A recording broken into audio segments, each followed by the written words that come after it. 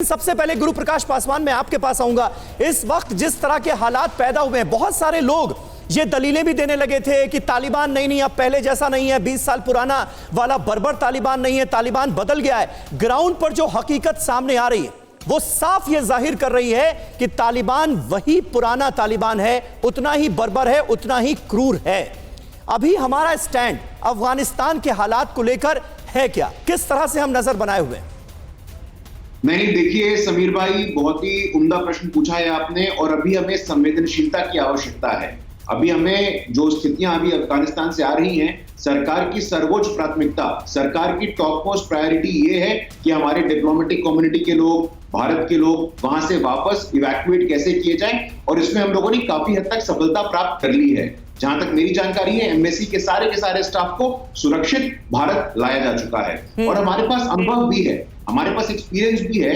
जब कुछ वर्ष पहले यमन में ऐसी स्थिति हुई थी तो सरकार के वरिष्ठ मंत्री जनरल वीके सिंह जी स्वयं वहां गए थे, 5000 भारतीयों को वापस लाए थे और 40 अलग अलग देशों के 1000 नागरिकों को भी हमने घर पहुंचाया था। गुरु प्रकाश साहब, क्या तालिबान से किसी तरह की बातचीत चल रही है?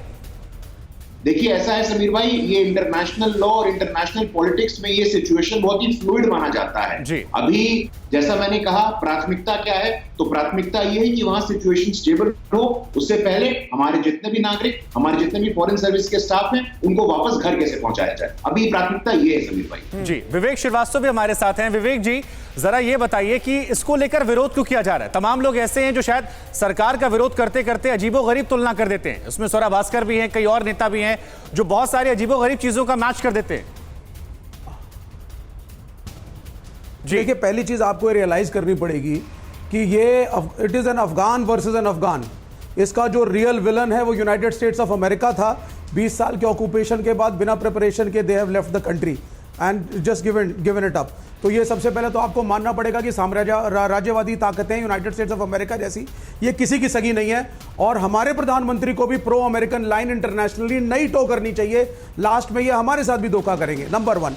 नंबर 2, अभी देखिए सिचुएशन बड़ी फ्लूइड है। तालिबान अच्छा है, तालिबान बुरा है, आगे क्या सरकार बनेगी, क्या नीतियां होंगी, लिबरल होंगी, कट्टरपंथी होंगी, अभी कुछ भी क्लियर तो हुआ नहीं है। कुछ इंसिडेंसेस हो रही हैं जिसको मीडिया रोज रिपोर्ट कर रहा है। गवर्नमेंट ऑफ इंडिया का स्टैंड भी क्लियर नहीं है। नहीं, विवेक श्रीवास्तव जी, अब तक जितनी ग्राउंड रिपोर्ट सामने आई है उसके चलते, उसको देखते हुए क्या आपको ये क्लियर नहीं हुआ कि तालिबान का रुख क्या रहने वाला है आने वाले वक्त में भी, और आज की मौजूदा तारीख में है क्या? क्लैरिटी हुई नहीं क्या अब तक? मैं हैरान हूं ये जानकर। सुनिए, नहीं, देखिए, दो चीजें आपको माननी पड़ेंगी सभी, ठीक है? 2 चीजें आपको माननी पड़ेंगी। पहली चीज, it is a battle of Afghan versus Afghan, a Muslim versus a Muslim, a Sunni versus a Sunni. तो इसमें पहले तो आउटसाइड कम्युनिटीज इस वॉर में इन्वॉल्व नहीं है। और एक नैरेटिव जो यहां का मीडिया बना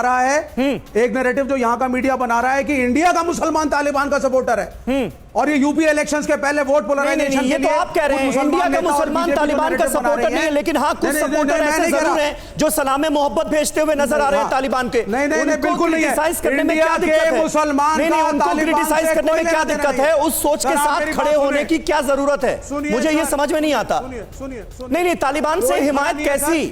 कोई खड़ा नहीं है देश का। सुनिए पहले आप, देश का मुसलमान आवाम जो यहां पर है वो इंडियन है, पेट्रियोटिक है। सर, आपको कहने की जरूरत क्या पड़ रही है? ये तो बात हर कोई जानता है। पाकिस्तान के बंटवारे के बाद कुछ चुनिंदा लोगों की बात होगी जो पैगाम मोहब्बत भेज रहे हैं। इसलिए क्योंकि अरे यार, या तो आप बोलो या मैं बोलूं। अरे तो आप बोलिए या मैं बोलूं। जो नैरेटिव आप ले रहे हैं वो गलत नैरेटिव है। मैं बोलता नहीं, आप इंटरप्ट करते हैं। बिल्कुल नैरेटिव गलत नहीं है। नहीं, कौन कह रहा है कि देश का मुसलमान तालिबानों के साथ खड़ा है? Nobody is supporting the Taliban. यही बात तो हर कोई कह रहा है, लेकिन जो पैगाम में मोहब्बत भेज रहे हैं उनको तो गलत कहेंगे ना आप। देखिए, जो गलत मुसलमान चुनिंदा नेता अपने इंडिविजुअल कैपेसिटी में कोई बयान दे रहे हैं, उसका कोई मतलब नहीं है। उसका एक कॉमन मुस्लिम सिटीजन से कोई लेना देना नहीं है। दोनों इवेंट्स अलग हैं। भारतीय जनता पार्टी तो उसको क्या खुलकर आप कंडेम करेंगे? सवाल यह है कि मुसलमानों को बदनाम करके यूपी, सुनिए पहले, आप यूपी के इलेक्शंस को इन्फ्लुएंस करने की कोशिश कर रही है। अरे सर, आप इसको पॉइंट आउट करेंगे जो ऐसा कह रहे हैं। हर चैनल के ऊपर बीजेपी का प्रवक्ता जो है, ठीक है। अड़ी सोमवार से शुक्रवार शाम 6 बजे सिर्फ TV9 भारतवर्ष पर।